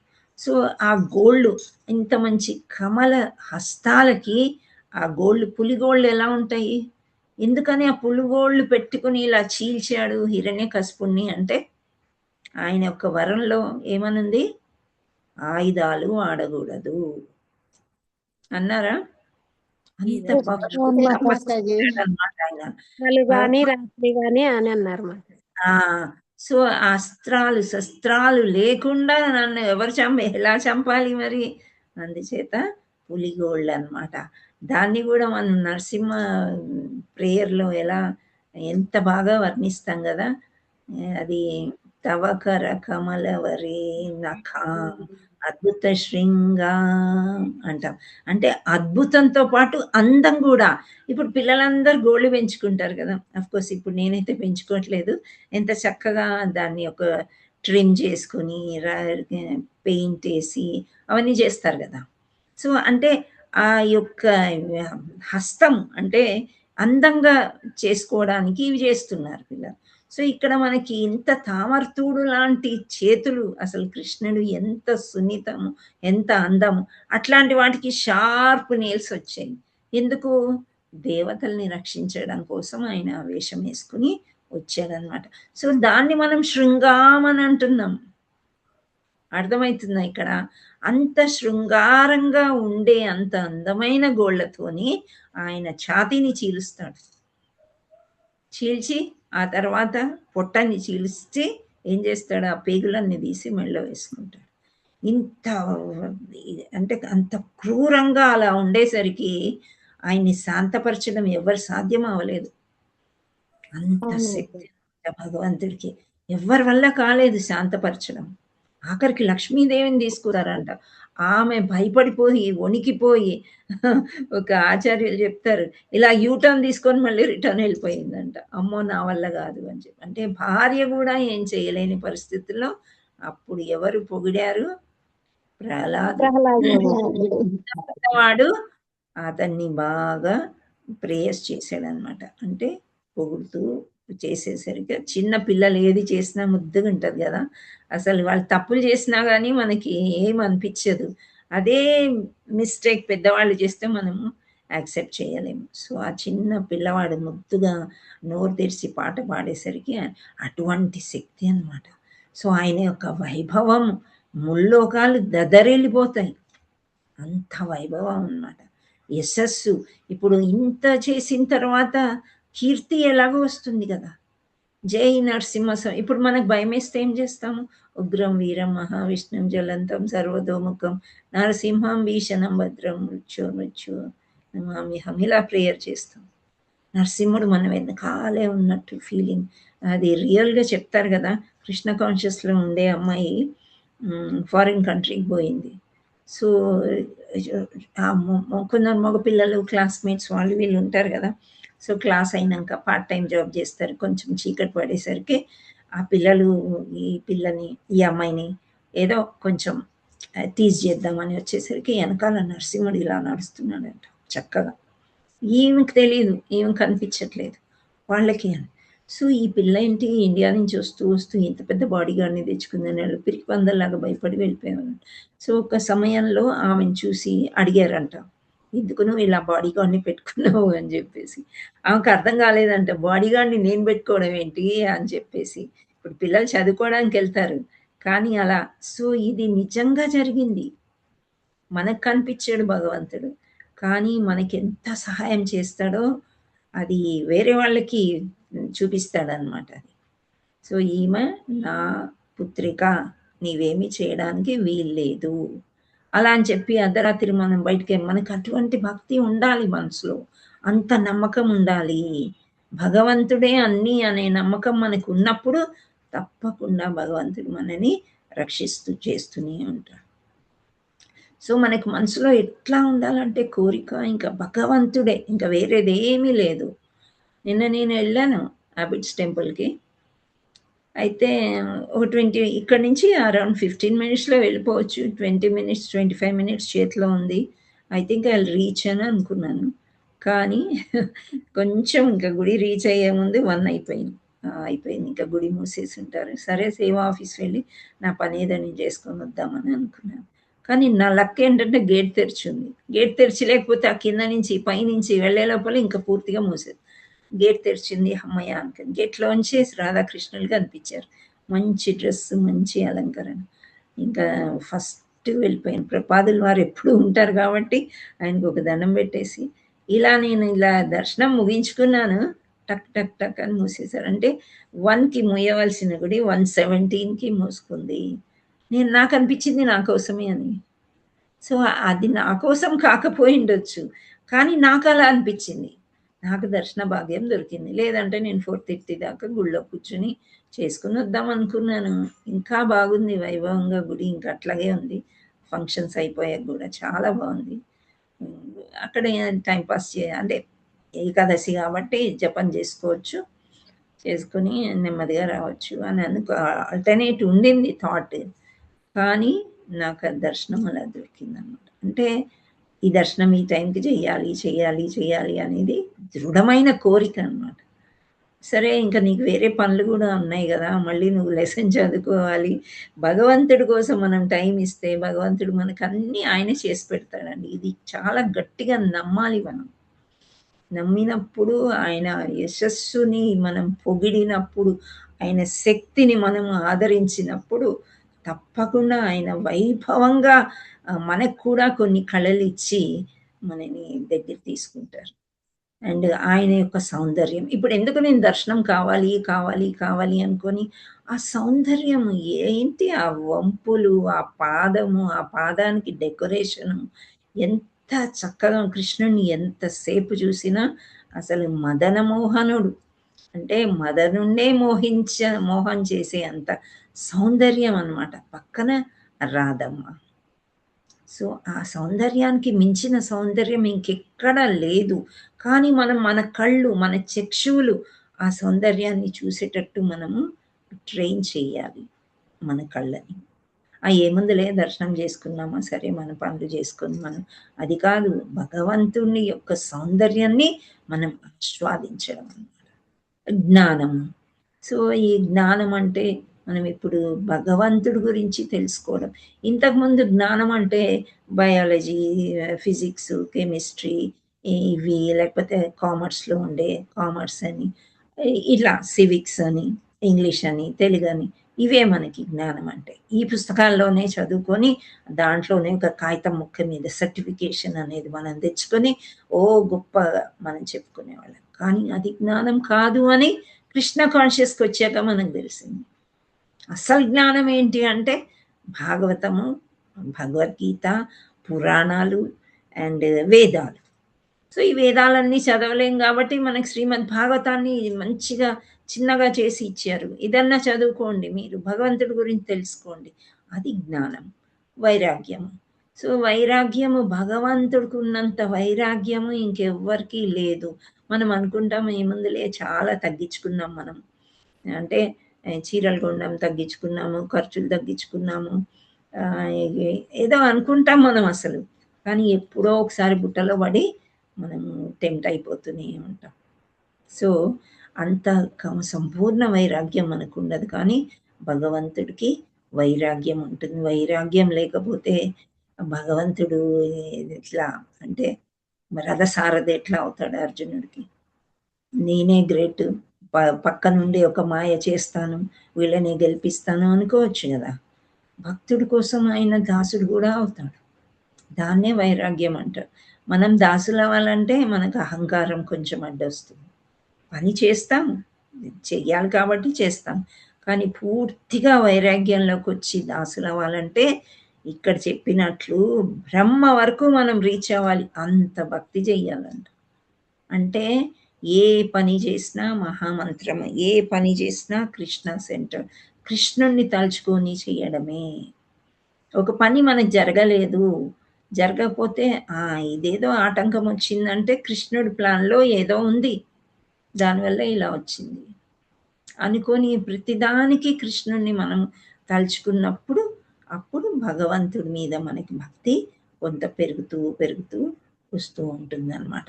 సో ఇలాంటి దివ్యభూతులు అతని అంశావతారం లేదా కళావతారం ద్వారా పాక్షికంగా ప్రదర్శితమైనప్పుడు ప్రత్యేక ప్రయోజనమై అతని వివిధ శక్తుల వంటి వ్యక్తీకరణ అవసరమైందని మనము గుర్తించవలెను. ఇక్కడ విద్యుత్ దీపం గురించి చెప్పారండి. మనకి విద్యుత్ దీపాలు అంటే కరెంటు వల్ల వచ్చేవి రకరకాల పరికరాలు ఉంటాయి. ఇస్త్రీ పెట్టి ఉంటుంది, ఇంకా గీజర్ ఉంటుంది, నీళ్లు వేడి చేసుకునే కాగబెట్టుకునేవి, తర్వాత ఎలక్ట్రిక్ స్టవ్లు ఉంటాయి, ఎలక్ట్రిక్ బల్బ్స్ ఉంటాయి. సో ఈ విద్యుత్ ద్వారా మనకి ఇన్ని వెలుగుతూ ఉంటాయి కదా. అయితే మనకి ఎక్కడ ఏది అవసరమో అది వాడుకుంటాం. ఇప్పుడు చిన్న బల్బుకి చిన్న లైట్, బెడ్ లైట్ అని అంటాం కదా, రాత్రిపూట వేసుకుంటాం మనం. హరే కృష్ణ, మీరందరూ వింటున్నారా? వింటున్నాం మాతాజీ. ఓకే, బెడ్ లైట్ చిన్న బల్బు అంటే అక్కడ కొంచెమే కరెంట్ వచ్చింది, అంతేనా? మనకి అంత అవసరం కాబట్టి అంతే వేసుకున్నాం. ట్యూబ్ లైట్ కావాలి మనకి, సో పెద్ద లైట్ వేసుకుంటాం. అంటే అత్యధిక వోల్టుల శక్తి గల పెద్ద పెద్ద విద్యుత్ శక్తి యంత్రములు పనిచేయటం కూడా శక్తిని సరఫరా చేయగల సామర్థ్యము కలిగి ఉండును. సో పెద్ద యంత్రము కూడా లిఫ్ట్ నడుస్తుందంటే పవర్తోనే నడుస్తుంది. ఇప్పుడు రూఫ్స్ వేస్తారు కదా ఇల్లులు కట్టేటప్పుడు, అది కూడా మనం ఒక్కోసారి పవర్తో నడిపిస్తారు లేదా డీజిల్తోని, రకరకాలుగా కానీ ఇవన్నీ కూడా ఆ సామర్థ్యం అంటే విద్యుత్ శక్తికి ఆ సామర్థ్యం ఉంది. పెద్ద యంత్రాన్ని నడిపించగలదు, చిన్న బల్బును కూడా వెలిగించగలదు. అదే విధంగా భగవానుడి అవతారాలు కూడా సమయమునకు అవసరమైనంత శక్తినే ప్రదర్శితము గావించుచుండును. ఇప్పుడు సమయానికి కావాల్సినట్టు హిరణ్యకశిపుని బాగా కొట్టి చీల్చి చెండాడి చేయవలసిన అవసరము ఇంకొక దగ్గర అవసరం లేదు. రాముడు అలా ఎవరినైనా చీల్చాడా? లేదు మాతాజీ. రావణాసురుని బాణాలతోని చంపాడు కదా. సో అది లెవెల్ తక్కువ అన్నమాట. ఓకే, సో అలా ఎక్కడ ఎంత అవసరమో అక్కడ ప్రదర్శితం చేస్తాడు. ఫర్ ఎగ్జాంపుల్ కాళీయంని నృత్యం చేసి కాళీయాన్ని ఏం చేస్తాడు శ్రీకృష్ణుడు, కాళీయ మర్దనం చేస్తాడు కదా, విషం చిమ్ముతూ ఉంటుంది ఆ పాము బృందావనంలో. గోపికలు గోపబాలికలు తర్వాత ఆవులు దూడలు ఇవన్నీ నీళ్లు తాగి చనిపోవడం మొదలవుతూ ఉన్నప్పుడు ఇంకా అప్పుడు దాన్ని వేటాడినట్టు దాని పైన ఎక్కి నృత్యం చేసి భగవంతుడు అంత చిన్ని కృష్ణుడు తల మీద అన్ని తలలు ఆ తలలతో కాటు వేయొచ్చు కదా పూర్తిగా, కానీ ఆయన చెయ్యగలిగాడు. అది ఒక కళ ఆయనకి. అంతటి సామర్థ్యము భగవంతుడికే ఉంది. అది ప్రదర్శితం ఆ విధంగా. చిన్ని బాలుడు గోవర్ధన పర్వతం చిటికెన్ వేళ్ళలో ఎత్తగలిగాడు కదా. సో ఇదే ఇంకా ఇలా ఇంకా ఉదాహరణలు చెప్పుకుంటే చాలా ఇంకా వస్తూనే ఉంటాయి అన్నమాట. సో ఇక్కడ సాధారణ విభూతి, ఇక్కడ అవిధేయులైన రాజవంశీయుల 21 మార్లు నశింపజేయటం సాధారణ విభూతిని పరశురాముడు ఏం చేస్తాడు, క్షత్రియులు యుద్ధం చేయలేమా అంటే పిరికిగా ఉండే వాళ్ళని మీరు క్షత్రియులే కాదు అని చంపడం, వాళ్ళని 21 సార్లు నశింపజేస్తాడు అన్నమాట. పరశురాముడు కూడా ఒక అవతారం. సో గుప్త శక్తివంతుడైన హిరణ్యకశిపుని వంటి విభూతిని నృసింహుడు ప్రదర్శించాడు. ఇక్కడ నృసింహుడి గురించి మనం తెలుసుకున్నాము. అంటే ఆయన ఎంత గ్రేట్ అంటే దేవతల్ని కూడా ఓడించగలిగే శక్తి ఆయనకుంది. అయినప్పటికీ కూడా హిరణ్యకశిపుని నరసింహస్వామి నఖములుచి ముక్కలుగా ఖండించబడెను. అంటే భౌతిక శక్తి సంపన్నుడైనను భగవానుని నఖశక్తి ఎదుట ఏమాత్రం నిలవలేకపోయాడు. సో భౌతికంగా మనం ఎంత శక్తి ఉన్నా మనకి భగవంతుడి ముందు మనం నిలబడలేము. కానీ మనం అనుకుంటాం మనమే గ్రేట్ అని. 1 కోటి వచ్చిందనుకోండి, మనకి 1 కోటి రూపాయలు, మనమే గ్రేట్ అనుకుంటాం. ఆ 1 కోటి రూపాయలు భగవంతుడు దయదలిస్తే వచ్చింది, ఇలా బిచ్చంలాగా పడేసి ఉంటాడు మనకి. సరే వీడు ఎందుకో ఏడుస్తున్నాడు, ఈ జన్మలో ఇది ఇచ్చేస్తే మళ్ళీ నా భక్తి చేసుకుంటాడేమో అనుకుంటాడు. కానీ అప్పటికి కూడా కాదనమాట. ఇప్పుడు శ్రీకృష్ణుడు బలరాముడు ఎలా ఈ లాస్ట్ గేమ్ ఆడేసి వస్తాము అని, అలాగనమాట. మనం ఇక్కడే ఉండడానికి ప్రయత్నం చేస్తూ ఉంటాం. సో అది అదే విధంగా రాజ్యం నందు శక్తిని కూడా నెలకొని విధేయ రాజులను సంహరింపజేయగల భగవాను శక్తి పరశురాముడు ప్రదర్శించను. సో ఇక్కడ సత్యావేశమైన నారదుడు, ప్రధానాంశమైన వారాహుడు, ఇంకా పరోక్ష శక్త్యావేశమైన బుద్ధుడు, ఇవన్నీ కూడా మనం ఈ అవతారాలన్నీ కూడా మనము తెలుసుకున్నాము అని చెప్తున్నారు. సో ఈ బుద్ధుడు జనుల యందు శ్రద్ధను కలిగజే. బుద్ధుడు ఏం చేశాడు, మీరు వేదాలు చదవండి, మీరు భక్తి చేయండి అంటే వీళ్ళు వినరు. సో అట్లీస్ట్ మాంసభక్షణం అనిపిద్దాం వీళ్ళతోని అని ఆ ప్రయత్నం చేశాడు అనమాట. ఆ బుద్ధుడు యొక్క అవతారం కూడా శాంత రూపం అన్నమాట. శాంతంగా ఆయన చేసుకోగలిగాడు. సో భగవానుని యశస్సు ప్రదర్శించగా బలరాముడు, మోహిని మరియు వామనావతారాలు భగవాను యొక్క సౌందర్య ప్రదర్శనాన్ని గావించి ఉండిరి. ఇప్పుడు మోహిని అవతారం ఉంది, భస్మాసుడిని చంపాలి. ఏం చేయాలి ఇప్పుడు? బాగా ఆవేశపడిపోయాడు భస్మాసుడు. ఏమైపోయింది, అదే మనకి వరం వచ్చేసింది, ఎవరి తల మీద చేయి పెడితే వాళ్ళు భస్మం అయిపోతారు. శివుడు వెనకాల పరిగెత్తాడు, నీవే కదా నాకు వరం ఇచ్చావు, నిన్నే పరీక్షిస్తాను. ఏం చేస్తాడు శివుడు?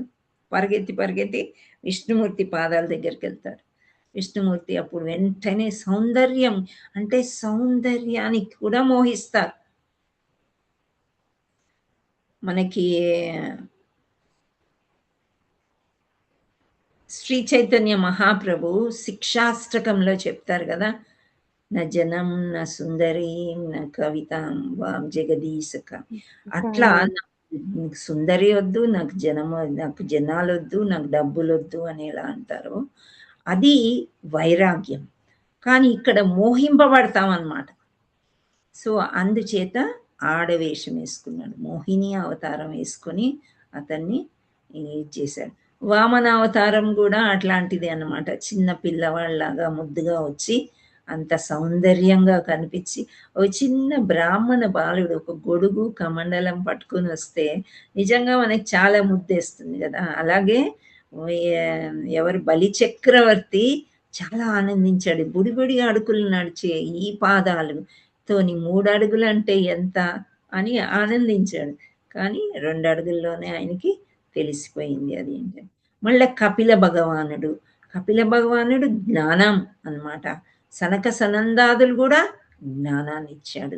దత్తాత్రేయుడు కూడా జ్ఞానం ఇచ్చాడు. దత్తాత్రేయులు ఏం చెప్పారు, ప్రతి జీవి నుండి ఒకటి నేర్చుకోండి మీరు.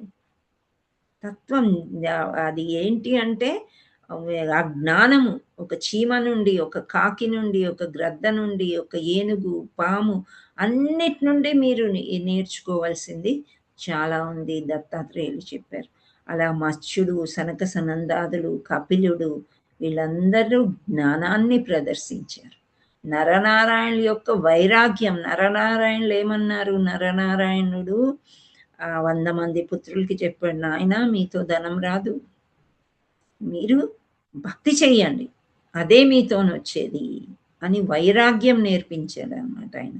ఆ విధంగా వివిధ అవతారాలు ప్రత్యక్షంగా కానీ పరోక్షంగా కానీ దివ్యభూతులను కొద్దిగా కానీ ఆదిపురుషుడైన శ్రీకృష్ణుడు భగవత్ దక్షిణములన్నింటినీ సమగ్రంగా ప్రదర్శించిన కారణంగా సర్వావతారాలకు మూలంగా ధృవపరిపినాడు.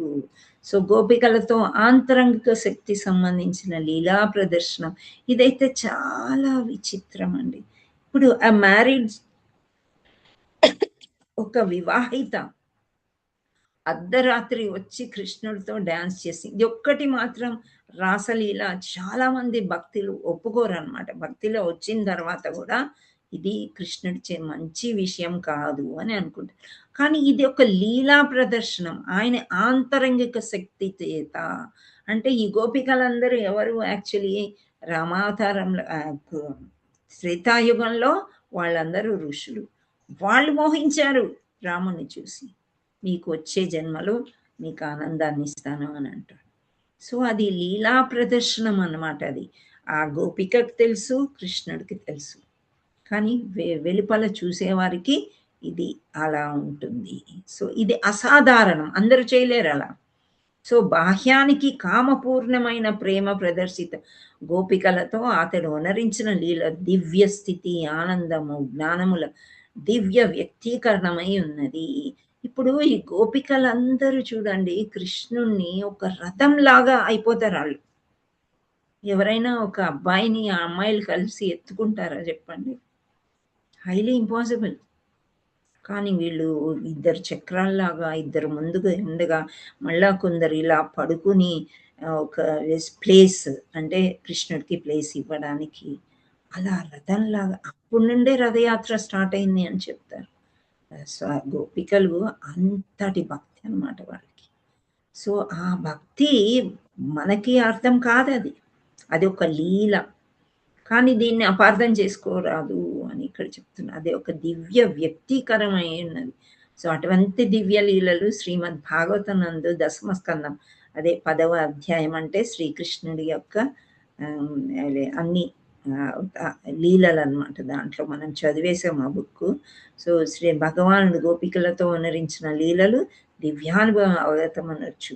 అండ్ ఇంకొక విషయానికి వచ్చినట్లయితే ఎన్ని పెళ్ళిళ్ళు చేసుకున్నాడు కదా భగవంతుడు? ఎంతమంది భార్యలు? 16,108. ఒక్కొక్కరికి ఒక్కొక్క ప్యాలెస్.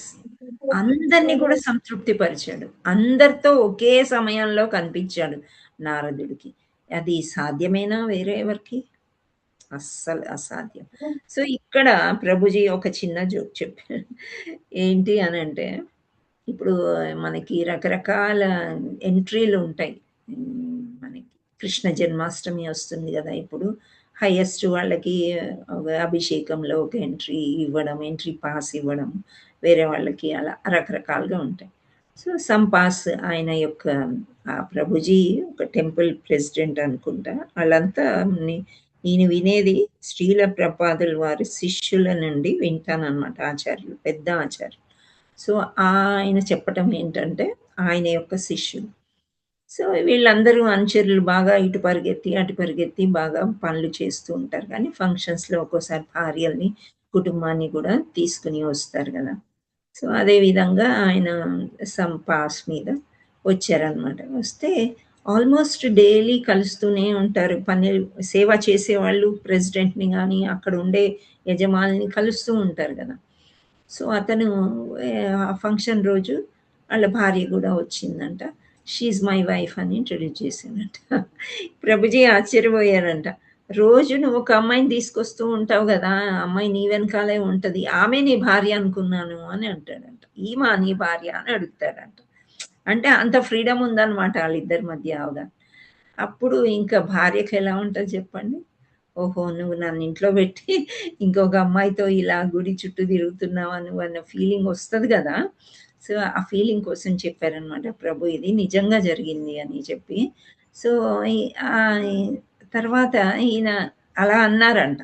అనేసిన తర్వాత లేదు లేదు, ఆమె నా వైఫ్ కాదు, నేను ఆమెకి కౌన్సిలింగ్ ఇస్తూ ఉంటాను, ఆమెకి చాలా క్వశ్చన్స్ ఉంటాయి, ఆమె ఏదో మనోవేదంతో ఉంది కాబట్టి ఆమె కౌన్సిలింగ్ ఇస్తాను, అంచేత నా వెనకాల ఉంటుంది అని చెప్పారంట. అప్పుడు ఈ భార్య కొంచెం కోపంగా చూసిందంట. అయితే ప్రభు నాకు ఆ టికెట్కి పెద్ద లడ్డు ఇస్తున్నారంట. సో ఈ ప్రభుని అడిగాడంట, నాకు లడ్డు తెచ్చి అని. లడ్డు అడగడానికి వచ్చి ఈ సంభాషణ జరిగింది. అయితే నీకు లడ్డు ఇస్తా అన్నాడంట. ఈలోపే కొంచెం ముఖం అంతా మాడిపోయిందంట. ఇంటికి వెళ్ళి వచ్చిన తర్వాత దవడంతా వాసిపోయిందంట ఆయనకి. ఇది నిజమా అబద్ధమా అని అర్థం కాని పరిస్థితి అన్నమాట. అంటే ఏ భార్య అయినా, ఈవెన్ పార్వతి కూడా అలిగే వచ్చేస్తుంది కృష్ణుడి దగ్గరికి శివుడి మీద. ఎన్నో సందర్భాల్లో అన్నమాట. సో వేరే సవితిని అనేది పోల్చుకోవడం కానీ ఊహించుకోవడం నిజంగా ఉండంటే అది చాలా కష్టం. కానీ ఇక్కడ కృష్ణ పరమాత్ముడు పూర్ణ పురుషోత్తముడు అయ్యాడు కాబట్టే ఇంతమంది భార్యని ఒకే సమయంలో సంతృప్తి పరచగలిగాడు. వాళ్ళకి ఆ డిఫరెన్స్ అనేది, ఆ మనోవేదన అనేది లేకుండా చేయగలిగాడు అనమాట. ఈ భౌతిక ప్రపంచంలో ఇది సాధ్యం కాదు అని చెప్పడానికి ఈ ఉదాహరణ చెప్పారు. అదే అనమాట. సో కొన్ని అలా రిలేట్ చేయడం అనేది కొంచెం మనకు కష్టం. ఆచార్యులు చాలా కాలం నుండి ఉన్నారు కాబట్టి కృష్ణుడి యొక్క కథల్ని నిజ జీవితంలో ఎలా జరుగుతుంది, వీళ్ళు ఎలా బిహేవ్ చేస్తారు, వాళ్ళు ఎలా ఉన్నారు, ఇవన్నీ కూడా వాళ్ళు చాలా చక్కగా చెప్పగలిగారు అనమాట. సో ఇక్కడ మనం చెప్పుకోవాల్సింది పూర్ణ పురుషోత్తముడు. ఇక్కడ ఈ శ్లోకంలో స్వయం అనే పదము దివ్య పరమార్థంగా శ్రీకృష్ణుడు ప్రాధాన్యం తెలుపుతుంది అన్నారు. అంటే గీతలో కూడా భగవంతుడు అన్నీ అతనే అని చెప్పి ఉన్నాడు కదా. సో అంత్యంగా అంటే అనంతంగా కూడా అన్ని శ్రీకృష్ణ భగవానుడే. సో అండి ఇంకా జీవ గోస్వామి వారి వ్యాఖ్యానం ప్రకారం శ్రీకృష్ణ భగవాన్ సర్వ అవతారాలకి మూలమై ఉన్నాడు. అంటే వేరే మూలం అనేది అసలు లేదు. ఇంకా మనం చెప్పుకోవాలంటే శ్రీకృష్ణ అవతారం గురించి ఇంకా చాలా చాలా స్టోరీలు మనము యాడ్ చేసుకోవచ్చు. కానీ విష్ణుతత్వం అంటే ఏంటి, కృష్ణతత్వం అంటే ఏంటి అనేది ఈయన కళల గురించి కొంతవరకు మనకి ఇక్కడ చెప్పారనమాట. ఏంటి, శ్రీకృష్ణుడికి 64 కళలు ఉన్నాయి. సో దాంట్లో 93% మాత్రమే విష్ణువుకు ఉంటుంది. ఆ తర్వాత శివుడికి ఇంకా కొంచెం తక్కువగా ఉంటాయి అని చెప్పారు. కానీ ఇప్పుడు మనకి ఇన్ని కళలు అని చెప్తున్నారు కదా, మనం ఆ పుస్తకం చదివి ఒక్కొక్క కళ గురించి తెలుసుకొని దాన్ని మనం నేర్చుకుని ఏమి చేసినా సరే మనకు విష్ణువు కానీ కృష్ణుడు కానీ కాలేము అనేది ఇక్కడ తెలియబరుస్తున్నారు చాలా క్లియర్గా. బ్రహ్మదేవుడికి ఎన్నున్నాయి? 78% సంపూర్ణంగా కలిగి ఉండును. బ్రహ్మదేవుడు ఎవరో కాదు, విష్ణుమూర్తి యొక్క నాభిలో నుండి వచ్చినవాడు, పుత్రుడే కాబట్టి సృష్టిని చేస్తూ ఉన్నాడు. సో ఈయనకి ఎంత ఉంది? సంపూర్ణంగా 78. సో మనకేమంటారు, చాలా తపస్సు చేసి కృష్ణుణ్ణి ఆరాధించి ప్రార్థించి చేస్తే మనం బ్రహ్మతత్వం వరకు రీచ్ అవ్వగలుగుతామంట. అంటే అంత భక్తి చేయగలము. కానీ కృష్ణుడు కానీ విష్ణువు కానీ శివుడు కానీ ఆ కళలతో సమానమైన కళలు ఎవరు ఉండరు. కొందరు చెప్తారు కదా నేనే కృష్ణుణ్ణి అని చెప్పుకుంటున్నారు. బాబాలు కూడా చెప్తారు నేనే దేవుణ్ణి అని చెప్పేసి. సో ఇట్లాంటి దివ్యమైన కళలు మనము ఎంతో ప్రాక్టీస్ చేస్తే పూర్ణంగా 78% వరకు వృద్ధి చేసుకోవచ్చు, కానీ అంతకంటే మించి చేయలేరు అని చెప్తున్నారు. సో మనం కృష్ణలోకము, గోలోక బృందావనము అని చెప్పుకోవడం ఏంటంటే, మనం గోలోక బృందావన చార్ట్ చూసాం కదా, మనం ఏ లోకాలు ఎక్కడున్నాయి, మన లోకం ఎక్కడుంది, అక్కడికి రీచ్ అవ్వాలంటే ఎంత కష్టము అని మనం అనుకున్నాం. ఇక్కడ చెప్పేది కూడా అంతే. సో ఇన్ని కళల్లో మనం 75%, 78 వరకు మనం రీచ్ అవ్వగలుగుతామంటే మనం practice practice practice practice makes man perfect. అది చెయ్యాలన్నమాట. సో అది చెయ్యాలంటే కొంచెం కష్టం. సో కేవలము కాలంలో అతడు బ్రహ్మదేవుడిగా మాత్రమే కాగలడు ప్రాక్టీస్ చేస్తే. ఆధ్యాత్మిక అవకాశం వివిధ లోకాలందు వసించి దేవత్వం కలిగిన జీవులందరూ భగవాను నిత్య సహచరులు వంటి వారు. హరి ధామము, మహేష ధామము వంటి పలు ఆధ్యాత్మిక లోకాల్లో వారు భగవానుని సాహచర్యము నొసగుదురు. అంటే మనం దేవీ దేవతల్ని కొలుచుకుంటే, ఏ దేవతని కొలుచుకుంటే ఆ లోకానికి వెళ్ళడం ఈజీ. కానీ మనం కృష్ణలోకం కానీ గోలోక బృందావనంకి కానీ వెళ్ళడం అనేది ఉన్నతమైనటువంటిది. పైన తెలిపిన దివ్య కళలో 78% పూర్ణంగా పొందగలిగిన పూర్ణుడైన జీవుడు భౌతిక దేహ త్యాగానంతరము ఈ కృష్ణలోకంలో నిశ్చయంగా ప్రవేశించును. సో బ్రహ్మకు ఉన్నటువంటి కళలు ఇక్కడ 78% అని చెప్తున్నారు. 64 ఇక్కడ మనకి 50 అనుకోండి. 50 కళలన్నా మనకి ఉండాలి. ఆ కళలన్నీ మనకి నెక్టర్ ఆఫ్ డివోషన్లో వస్తాయి. ఆ ఒక్క చాప్టర్ మనం చదువుదాం ఎప్పుడైనా ఇలాగే హాలిడేస్ ఏమన్నా అట్లా ఆటంకం వచ్చినప్పుడు. శ్రీల ప్రభుపాదుల వారి బుక్ చదివాక నెక్టర్ ఆఫ్ డివోషన్ చదువుదాం మనం. అది చాలా మంచి పుస్తకం అనమాట. శ్రీకృష్ణుడి గురించి, భక్తి గురించి మనం ఏమి చెయ్యాలంటే దాంట్లో చూసి మనము చేసుకోవచ్చు అనమాట. సో ఈ 78 రావాలంటే ఎంత కృషి చేయాలో మరి చూసుకోండి. హరే కృష్ణ కృష్ణ కృష్ణ హరే హరే, హరే రామ రామ రామ హరే హరే. శ్రీల प्रपाद की जय, गुरु महाराज की जय, श्री श्री श्री राधा मदन मोहन की जय, जगन्नाथ बलदेव सुभद्रा माई की जय, చైతన్య నితాయ్ గౌర్ ప్రేమానందే హరి హరి బోల్. మీ అందరూ నాకు ఈ అవకాశం ఇచ్చినందుకు చాలా చాలా ధన్యవాదాలు. ఎక్కడైనా తప్పులు పోయి ఉంటాయి, try to understand. Hare Krishna. Hari బోల్. హరే కృష్ణ మాతాజీ. మాతాజీ దండవత్ ప్రణామం. హరి బోల్ మాతాజీ. హరే కృష్ణ హరి బోల్ మాతాజీ. హరే కృష్ణ మాతాజీ. ధన్వత్ ప్రణామ్ మాతాజీ. హరే కృష్ణ మాతాజీ. దండవత్ ప్రణామ్. హరే కృష్ణ మాతాజీ. దండవత్ ప్రణామ్. హరే కృష్ణ మాతాజీ. దండవత్ ప్రణామ్. హరే కృష్ణ మాతాజీ. దండవత్ ప్రణామ్. హరే కృష్ణ మాతాజీ. So much. కాకపోతే మనం ఈ శ్లోకం ఇంకో రోజు కూడా చెప్పుకోవచ్చు, అంత పెద్ద భాష్యం.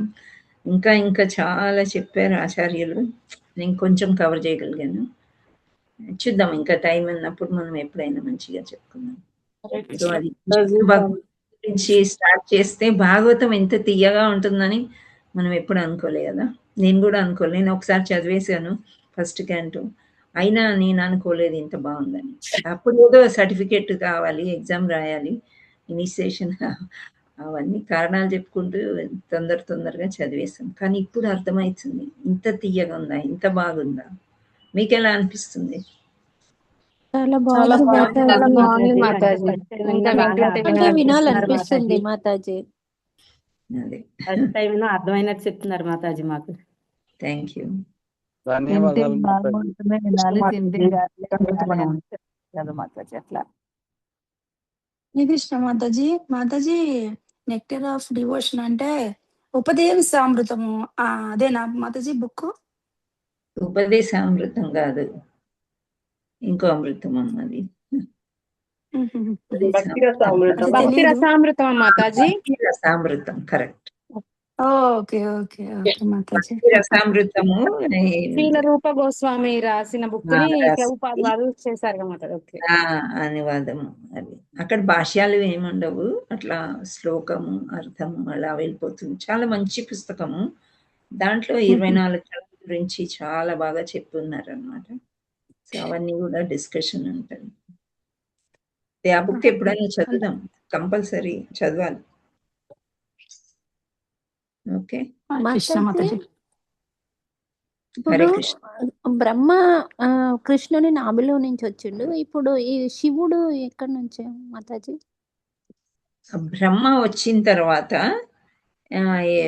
బ్రహ్మకి ఐబ్రోస్ ఉంటాయి కదా, కనుబొమ్మల మధ్యలో నుండి శివుడు వస్తాడు. అదే పాప అడిగింది, నేను చెప్పలేకపోయినా. బ్రహ్మ నుండి శివుడు వస్తాడు. ఓకే మాతాజీ. అయితే ఫస్ట్ అంశము విష్ణువు, విష్ణువు నుండి బ్రహ్మ నుండి శివుడు, కాబట్టి విష్ణు అంశమే శివుడు కూడా. ఓకే. అయితే స్థితి లయ అని అంటాం కదా, శివుడు లయకారుడు అన్నమాట. సృష్టికర్త బ్రహ్మ, అండ్ స్థిరంగా ఉండేది విష్ణు. ఓకే ఓకే మాతాజీ. లయపరచడము అని అంటే ఏదైనా సృష్టి జరిగిన తర్వాత వినాశనం కావాల్సిందే. ఓకే, ఒక జీవి, ఏ జీవి అయినా బ్రహ్మ చేత సృష్టి చేయబడిన తర్వాత వినాశనం అవుతుంది. అది శివుడు చేస్తాడు అన్నమాట. Okay okay Mataji, thank you. మధ్యలో మనకి విష్ణుమూర్తి మనకి స్థిరంగా ఉండే జ్ఞానాన్ని మనకి ఇస్తాడనమాట సృష్టి తర్వాత. హరే కృష్ణ. థ్యాంక్ యూ మాతాజీ. ఇంకా శ్రీలత మాతాజీ మీకు హరే హ్యాండ్ రైస్ కృష్ణ హరే కృష్ణ మాతాజీ. దండవత్ ప్రణామ్ మాతాజీ. చాలా చాలా బాగా చెప్పారు మాతాజీ. చాలా బాగా డీటెయిల్ గా చెప్పారు మాతాజీ. ఇప్పుడు బ్రహ్మ నుదురు నుంచి శివుడు వచ్చారు అంటున్నారు కదా. సో బ్రహ్మకు కూడా ఏమంటారు, తనకు కూడా లైఫ్ టైం మరణం ఉంటుంది కదా మాతాజీ. ఉంటది, మరణం ఆ, ఉంటుంది. మరి శివుడికి మాతాజీ మరి శివుడికి కూడా ఉంటది, అందరికీ ఓకే ఉంటుంది. ఓకే, అంటే సేమ్ లైక్ ఇప్పుడు ఒక పదవి లాగానే కదా మాతాజీ, శివ ఆ బ్రహ్మ అంతేనా? అంతే అంతే. ఒక సృష్టి చేయమని బ్రహ్మను సృష్టించాడు భగవంతుడు నాభిలోంచి వచ్చి. సో ఆ సృష్టి చేసేటప్పుడు సృష్టి మళ్ళా లయం చెందాలి కదా, అందుచేత శివుడు వస్తాడు. ఓకే, నేను శివుడికి ఉండదేమో అనుకున్నాను మాతాజీ. ఓకే, శివుడికి ఉంటది. కైలాస అందరు దేవీ దేవతలు అందరు కూడా వెళ్ళిపోవాల్సిన వాళ్ళే అన్నమాట. కాకపోతే మనం ఇంకా ఈ కలియుగం ఇంకా 5,000 సంవత్సరాలు కూడా పూర్తిగా అవ్వలేదు, ఇంకా చాలా ఉంది మనకు. పురాణాలని బట్టి మనం విని నమ్మడమే అంతే. అండ్ బ్రహ్మ యొక్క కాలం మనం చాలాసార్లు డిస్కస్ చేసాం కదా. అది చాలా లెంతీ టైం అన్నమాట. ఈ 4 యుగాలు 10,000 సార్లు కదా మాతాజీ, అంతేనా? Hare Krishna. Thank you so much. ప్రణామా. సో అదే చెప్తారనమాట, బ్రహ్మకు కూడా మరణం అనేది ఉంటుంది, ఆయన కూడా అంతరించిపోవాల్సిందే, ఒక్క విష్ణుమూర్తియే అంతే. హరే కృష్ణ మాతాజీ. మనకి భగవద్గీతలో శ్లోకం చెప్పారు చూసారా, ఏంటి ఆ బ్రహ్మ భువనాల్లోక అనేటువంటి శ్లోకం ద్వారా మీరు చెప్పారు, ఒకసారి గుర్తుంది. ఎస్ ప్రభు. హరే కృష్ణ మాతాజీ. ధన్యవాదాలు మాతాజీ, చాలా బాగా చెప్తున్నారు. అసలు టీవీ ముందు కదలకుండా ఉన్నాము, cell cell cell. Hare Krishna Hare Krishna. ధన్యవాదాలు మాతాజీ. Hare Krishna. Thank you. Okay, మనం ఏంటి చేద్దాం. చాలా రోజులకి మీకు చూసాం, చాలా హ్యాపీగా అనిపిస్తుంది మాతాజీ. మీరు చెప్తుంటే వింటుంటే ఇదే వేరే ఉంటది మాతాజీ. ఎంత మేము పూజ చేసుకున్నా ఎన్ని చేసుకున్నా మీరు చెప్తుంటే భాగవతం వింటుంటేనే హ్యాపీగా అనిపిస్తుంది మాతాజీ. విందాం, మనం ట్రై చేద్దాం కంటిన్యూస్ గా కలుసుకోవడానికి. సింపుల్ భాషలో చెప్తారు మాతాజీ మీరు, చాలా ఈజీ లాంగ్వేజ్ అన్నమాట. అంటే పుస్తకంలో చదివినప్పుడు అంత ఇంట్రెస్ట్ అనిపించదు, కానీ మీరు చెప్తుంటే అసలు మాకు టైమే తెలియటం లేదు. పుస్తకంలో కొన్ని వర్డ్స్ అర్థం కావమ్మా మనకి. అవును మాతాజీ, మేము అవన్నీ ఫేస్ చేసాము. ఇప్పుడు ఏంటంటే చెప్పాలి అంటే ఇంకొంచెం ఎక్కువ వీడియోస్ వినడము, ఒక్కొక్క మీనింగ్ కూడా తెలుసుకోవడము కొంచెం ఉంటది. ఇదంతా కూడా మీ అందరి కృప. మీరు వింటుంటేనే నాకు శుద్ధీకరణ జరుగుతుంది, లేకపోతే ఇంకంతా నేను కూడా మీలాగా చదువుకుని ఒక మూలకి ఎక్కడ కూర్చునేదాన్ని. సో లేదు మాతాజీ, మీలాగా అసలు అవుతామో లేదో. ప్రతి ఒక్కరు అవుతారమ్మా, ఎందుకు అవరు. థ్యాంక్ యూ మాతాజీ. దండోత్ ప్రణామ్. హరే కృష్ణ. సో ఒక్కొక్కరే మీ ఎంకరేజ్మెంట్ వల్లే నేను ఇది చేయగలుగుతున్నాను, లేకపోతే కష్టం, అంత ఈజీ కాదు. మీరు ప్రయత్నం చేస్తే మీకు కూడా వస్తుంది అన్నమాట. అవకాశం దొరికినప్పుడు చెప్పడానికి మాట్లాడడానికి ప్రయత్నం చేయాలి. ఇప్పుడైతే వీళ్ళిద్దరు కొంచెం పర్ఫెక్ట్ అయ్యారు. శ్రావణి అయితే నాకు టైం టైం టైం కావాలి అనేది ఇప్పుడు చెప్పాలి అంటే రెడీ అవుతుంది. I'm so happy with both of you. Yes, thank you. Okay అమ్మా, ఎండింగ్ ప్రేయర్స్ చేయండి ఎవరైనా. చేస్తారా శ్రావణి? ఓకే మాతాజీ. హరే కృష్ణ మాతాజీ. హరే కృష్ణ మాతాజీ. सन प्रभु ऐसी भक्ति वेदांत स्वामी श्रील प्रभुपाद की जय. वांछा कल्प तरोभ्यस्य कृपा सिंधुभ्य एव च पतितानां पावनेभ्यो वैष्णवेभ्यो नमो नमः. श्रील प्रभुपाद की जय. श्रील भक्ति सिद्धांत सरस्वती गोस्वामी महाराज की जय. नामाचार्य श्रील हरिदास ठाकुर की जय. अनंत कोटि वैष्णव भक्त वृंद की जय. प्रेम से कहो श्री कृष्ण चैतन्य प्रभु नित्यानंद श्री अद्वैत गदाधर श्रीवासादि गौर भक्त वृंद की जय. श्री राधा मदन मोहन की जय. श्री जगन्नाथ बलदेव सुभद्रा माई की जय. श्री निताई गौर सुंदर भगवान की जय. All glories to assembled devotees. Hare Krishna. All glories to assembled devotees. Hare Krishna. All glories to assembled devotees. Hare Krishna. Hare Krishna Krishna Krishna Hare Hare, Hare Rama Rama Rama Hare Hare. Hare Krishna మాతాజీ. థ్యాంక్ యూ మాతాజీ. దండవత్ హరే కృష్ణ మాతాజీ. థ్యాంక్ యూ మాతాజీ. Thank you